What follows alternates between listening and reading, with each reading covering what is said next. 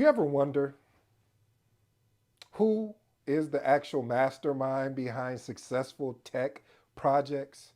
Spoiler alert, is not who you think it is. In the next 60 seconds, I will unveil to you the unsung heroes of tech innovation. First, with, of course, the technical project manager. Second, the technical project team. Now, I understand you may be thinking to yourself, well, ED, what you going to talk about? You're going to talk about the scope. You're going to talk about the technical aspect of things. We're going to do something a little bit different. You know my motto. You know what I do here. I disrupt. The reason why I disrupt is because I want to make sure that you have the best information for you if you make the decision to step into this thing that I love, that I hope you fall in love with, called project management. So buckle up, because this is where tech meets tenacity, resilience, and trust me, you don't want to miss a bit of this, of today's episode. If you're new to the channel, I go by the name of ED. For all you smart and intelligent folks out there, that just simply means Ed. I have an 8-point framework, and these 8 points, my goal, my mission, my job today is to unpack today's episode, which is entitled, what does a technical project manager do? No, ED, be honest with me. No, what do they really do? Not this, yeah, the project scope, I get that. Yeah, the project timeline, yeah, I get that. But what are the inner workings? Well, you came to the right place. Get you a bag of popcorn. If you don't eat popcorn, get you a soda. If you don't drink soda, just get you a cup of water or some tea or something and get into this information. Let's get into point number one. Point number one. Whew, I'm gonna ruffle some feathers, but okay, here we go. Point number one, navigating organizational politics. You know, family, one of the things as a technical project manager, you often have to navigate the politics of the power dynamics within an organization. Now, I would love to say every organization doesn't have this, but that's not true, and I wouldn't be truthful to you. There are certain organizations that really do their very best to protect about some of the things we're going to discuss around this piece here of the navigating organizational politics. But you know what? It reminds me of something that Robert Greene said when he was talking about writing the 48 laws of power, or the 33 strategies of war, or even the 50th law of power. And see, he has, and of course, Matt, I mean, he has so many, but I'm just, if you can't tell, I'm a Robert Greene fan. But the point he was making is, he said he was putting the information out because he's experienced either he watched it or he heard about it, and he wanted to make sure that if you're ever against these things, these political ploys, that you can understand what's going on. Because a lot of times when I stepped into this career, I was just like, this is crazy. Like, you know, watching two stakeholders go at each other, and then after the meeting, they're fine. And they go out to lunch together. And I'm like, what is this? Where am I working at? But it was the culture. And it wasn't even, and the thing about it is, that wasn't even a toxic, somebody that's walking in that's new, it looked toxic. But what it was is the technical project manager at that time, he was ensuring that it didn't spill over where it impacted the project. So he let them go. He let them talk it out and talk through it. And when you have when you're in a organization and you have to navigate certain people that are playing political games, because a lot of them don't. But the some that do makes it up for everything. And so you want to be able to develop a stakeholder influence map that defines the key decision makers, influencers, gatekeepers for projects, and try to understand their interests, their motivations, and potential impact on a project. See, a lot of times these political games that happen is because you're not involving the right stakeholder as a technical project manager. You're not doing the extra step. You're not asking your team and just circling back and putting out a notification to, hey, we're about to get ready to start this project, basically kick off project. And we want to make sure we have all the appropriate stakeholders and start documenting that stuff until you can start remembering it. And the reason why is that because you want to make sure that you get the right people that can give you the proper support while you're navigating and leading this project effectively. Point number two, manage project dependency. There's going to be a lot of me laughing here because it brings back so many memories. I mean, because of the fact of when you look at this, If you don't do these things well, yes, managing the scope, yes, managing time, yes, managing costs, yes, the quality. I just discussed the triple constraints, but what I'm saying here, or the iron triangle, what I am saying here is the fact that you need to be aware of these things. So this is why I bring it to the episode, family, because I want you to be aware of some of these things. Okay, managing project dependencies.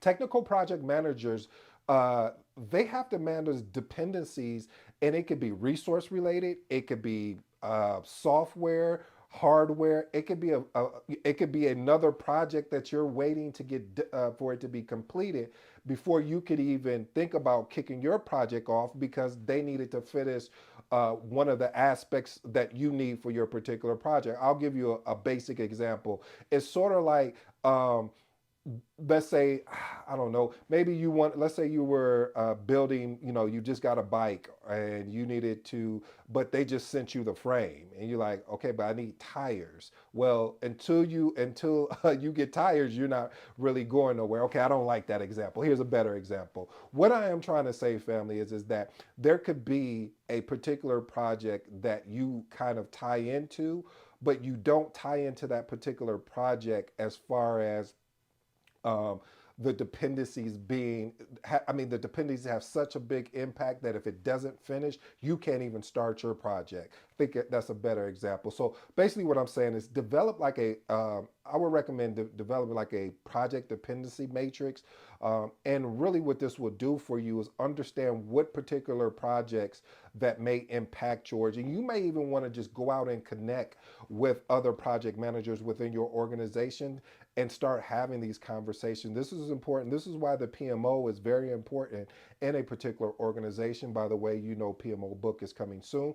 But anyway, I digress. But seriously, family, being able to connect with other project managers and you guys have conversations about the projects that you guys are leading, you may find out, oh man, you know what? But I think my project ties into yours in some kind of way.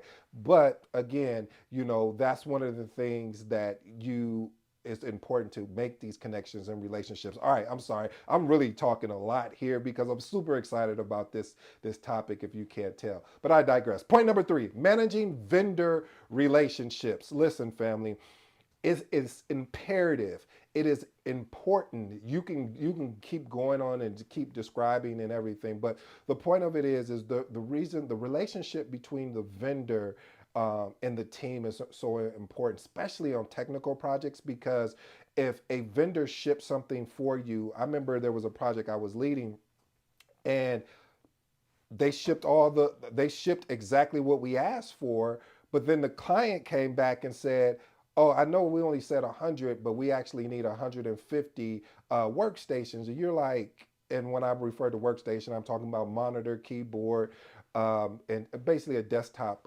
computer.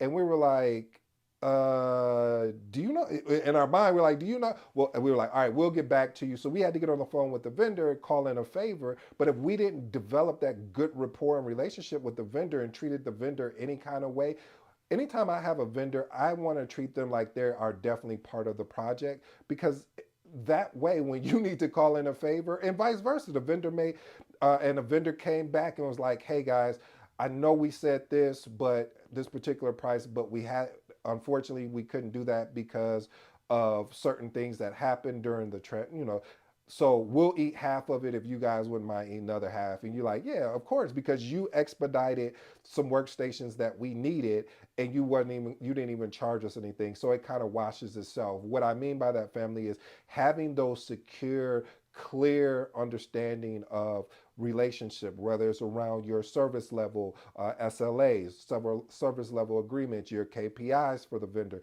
key performance indicators.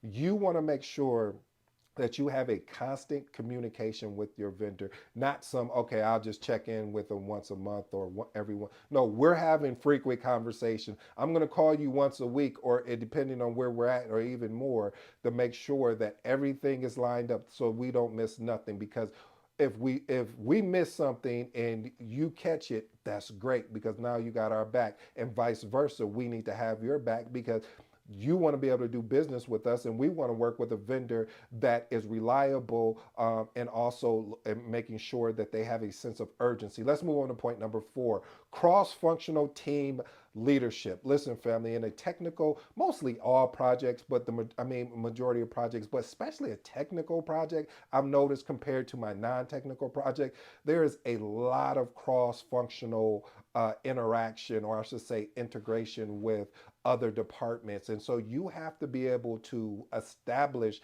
a regular cadence of communication, coordination channels, ensuring that the team understands where the project is at, where it's going, if there's any, impediments, anything that's getting in the way from the actual project team delivering on the things they need to do. And you need to be able to share, even though you're sharing this information, you also need to get feedback back as well. And what I've noticed, sometimes people don't feel comfortable talking in front of a group. They say the number one fear is public speaking. So being in a group of people, sometimes they don't feel comfortable. So what will happen is I'll get some a chat to say, hey, you mind, can we connect after the call? Or they'll tell me in chat and I'll bring it up on the call. So what I also recommend there is, if they don't tell you or they don't give you feedback, I would just set up one-on-ones with some of these key players and even non-key players, because what you want to be able to do is be able to get that feedback and funnel it through the team so we can take immediate action if it's required. Point number five: communicate project status to senior management. Family, when I first had the first time I've ever had communicated to executive or senior management, it was a disaster. Reason why I say it was a disaster, it wasn't because I didn't know the information, because I knew it so thoroughly. It was because I gave too much information. You're like, what are you saying? Listen, when you go into these project status meetings, I didn't know at the time. You don't tell them everything that's going on. You tell the executives where the project is at, and again, where's that? Any roadblocks, anything you need from any of their teams, and if not, then okay, we're in good status. Allow them to be engaging and ask the questions. And I didn't get that at the time. So especially technical project managers, we walk in there, we start talking all this technical mumbo jumbo, and they looking at us like, okay, so where's the project at? Where's this widget that's going to be built? So again, you have to understand, what I always say here, family, is knowing your audience. The moment you walk in there, if you could kind of, you could start talking about things, and you have to watch. And that's another thing, family, we don't talk about this enough as project managers: the ability to read the room. What does that mean, Ed? When you're watching, you're talking, you kind of see people, or they just get very disinterested, they start looking off here and looking off there. You're like, wait a minute, all right, how do I bring them back? Maybe what I'm talking about. So how do I adapt? How do I maintain that agility? So what I'm saying, family, is the ability to articulate to senior management. It's about telling them where the project is at a high level, and then opening the floor for further dialogue. If they want to go deeper into your project and talk about your risk register, your issue log, here's the key. I had to put up the finger, the one, hey, the message. No, seriously, this is the key, family. You want to ensure that you're over prepared. Why do you want to see if you over? Why you just said, Ed, that you just give an update to the executive at a high level? Yeah, I do. But if they start asking questions and start digging deeper and deeper, you want to have the artifacts to back it up. You want to have, you know what I'm going to say, conversation. I mean, conversation. Documentation always beats conversation. So you want to have all the documents ready to go. Everything that you want to have it. You don't want to be fumbling and be like, oh, well, yeah. Hold on, just hold on for a minute. Let me go grab this and let me do. No, when I'm in front of the executive, I'll have various tabs open, just ready. Well, you want to know about the project schedule? Boom. You want to know about the project management plan? Boom. Risk register. I'll have all of these tabs open, and I'm ready to go, just in case if you want to ask me something deeper than what we're here to give a update on the project status. So I know I went over that really. I really gave a lot there, but it's important, family, to understand and know your audience when you're having this discussion, especially with executives, because they're jumping from meeting to meeting. So how can you impress upon them of what you need from them, whether you need a resource, whether you need money, whatever that thing is?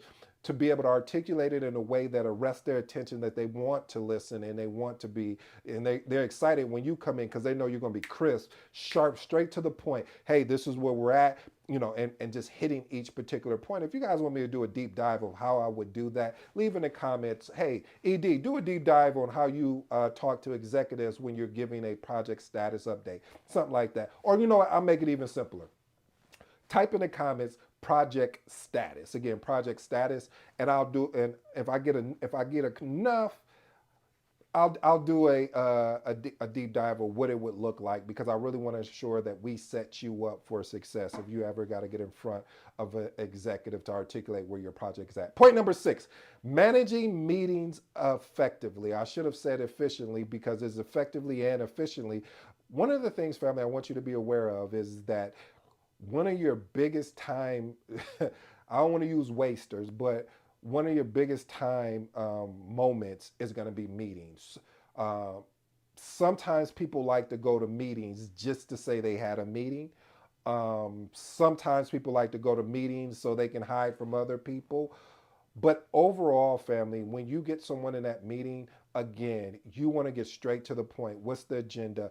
Like I've shared with you before, I've gotten away from more of agenda led type of conversation and more of I use more of I'll say more of an agile type mindset and say, okay, these are the outcomes I'm looking to get out this meeting. If anything happens outside of that, great, if the time permits. But this is the outcome I'm looking for. I want to know where we're at on this particular widget. Are you having any issues? Where's our risk register look like? We need to review this. So I'm looking for outcomes, because I want to make sure that people know when you come to my meeting, we're going to be driven on outcomes. I don't want to sit there and have a full discussion about that has no relevance to the project until we get the business out the way first. All right, move on to point number 7. Resolve team conflicts. Message, listen, family, when you sign up for this thing that I love, that I do hope you fall in love with, called project management, you will be called upon to solve conflicts. You want to do your best to try to and solve it on your level first. Meaning, when I say your level, meaning because you don't want to. One thing you don't want to happen is it disrupts the team and it becomes more of an issue than anything. Because when it becomes an issue to the teams, I've seen it time. Anytime you have some people, let's call them disruptors. Anytime you have some disruptors on your that's part of your project team, I'm going to tell you, it's going to be an uphill battle until you can get that person course corrected. Meaning, whether you have a conversation with them one on one.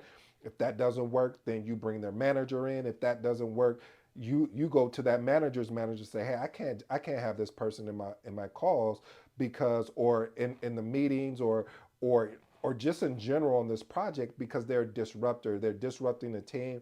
The team spend more time going back and forth an email instead of jumping on a call, because this person won't get on a call. So it's those type of things, that you got to be cognizant of and watch for. Point number 8, advocate for the project team. Man, I wish project managers did more of this.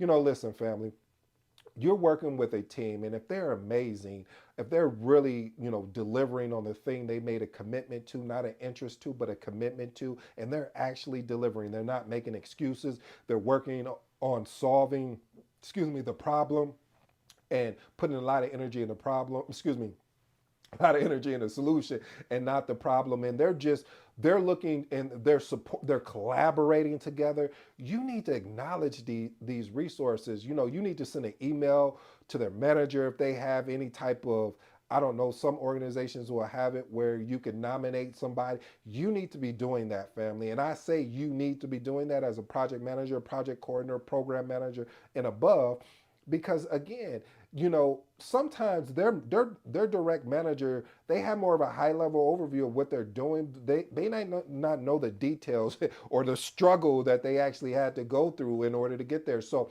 I always recommend, if you have some great stakeholders that you're engaged with and working with, send a note. Hey man, it's really hey, send an email to that manager. It's really been a pleasure to work with someone like this, that is professional, that really is there for the team. It's not about that person.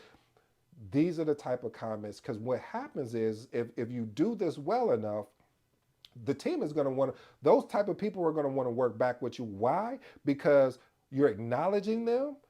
And on top of that, if that stakeholder, which is probably going to do this anyway, they could take that email that you sent and put it in their performance appraisal. So again, it's a win-win all the way around. I have one bonus for you, then I'll get into my closing remarks, family. I should say bonus. Negotiate with stakeholders. Listen, one of the things and I probably might even write a book on this about negotiating with stakeholders. I've spent a lot of time in my career negotiating with managers. Hey, can I get John for an hour? Nope, I can't get him. Can I get him for 45 minutes? Nope, can I get him at least for 30? And reason why I say that, family, is because again, I know every project manager, and I'm just gonna put it out there. We think our project is the priority. Like there's no other projects that exist. So you have to keep in mind, family, when you're working with a team, the ability to negotiate with the stakeholder and their manager is going to be key, because you may need this resource longer than what you had planned for. And if that's the case, you're going to need to go and have that conversation. And it may be a difficult conversation. However, it needs to happen. So the ability to negotiate, the most of the times, is just really negotiating for resources, and sometimes even negotiating for supplies, meaning, hey, for if you're work, let's say I needed to, let's say we were building a server on the premises and I needed certain things, but this was going to another facility. I could have been like, hey, is there a way that we can get this? And I'll place my order and you can get it shipped to yours, because our site is almost completed. You guys is 6 months out. So is that okay? And so it's certain things like that that you'll pick up along the way of being able to negotiate. Here's my three closing remarks, family. I'm sorry I kept you as long as I did, but this is impactful and powerful for you, especially if you want to get into the side of the business of being a technical project manager. Because I know we talk about a lot of times about the charter and the project management plan. Those are all really great things. But I'm talking about once you're in this role, or if you're thinking about getting into this role, these are the things you need to look for and you need to pay attention to. Because if you don't, then you're going to start, creating self doubt, like I can't do this role and things of that nature. When that's not the case, you just didn't have the manual, which I'm giving to you right now. Here's my three closing remarks. Point number one, manage project dependencies. As I said, there may be deliverables that may be aligned to your project that you're not aware of. And so you need to find out what projects are out there and which ones that may have a impact. Maybe they're using a portfolio type management type tools where you can see all the projects and then you can click on and do further research. I've done that before because I realize the importance of, if there's another project that may be tied to mine and that may be putting me on hold because I can't go until that is done. I, I'm stuck. So again, having the ability to manage those dependencies and follow up on those dependencies as well with the particular project manager. Point number two, navigating organizational politics. I know a lot of times we like to shy away from this, but as I talked about, you need to shy into it literally, because you need to understand that being able to navigate these organizational politics, and again, everyone is not playing politics, but for those that made that decision to play politics with you, you need to understand how to respond to that and understand who has your back and who doesn't, so you know how to move accordingly. And my last and final one, family, is communicating project status to senior management. Again, as I said before, every organization I've ever been in, it's you have to be careful with giving too much information too soon. You need to be able to have that information organized in a way where that you can articulate it, and someone should be able to know exactly where your project is at. If you're on schedule, behind schedule, if you're on cost or you're behind cost, if you're in scope or without a scope, and what the quality is. Like those are the iron triangle. They should be able to understand that. And again, if they want to know more, then you open the door up for further questions and you're prepared, because as I stated, you'll have various tabs open. Anyway, family, I hope you enjoyed today's episode. Again, this is really good This translates over to non-technical project managers as well. But today my emphasis was on technical project managers because there's always a question like, what do they do? All these things that I talked about, they have to do, and sometimes more than a non technical project manager, because due to the fact that there's so many moving pieces, like I talked about the dependency aspect of things. So I'll wrap it up, family. You know my motto, you know my slogan. If you don't, I appreciate you. I hope you appreciate me, and I hope you appreciate today's episode. Until next time, I'm out.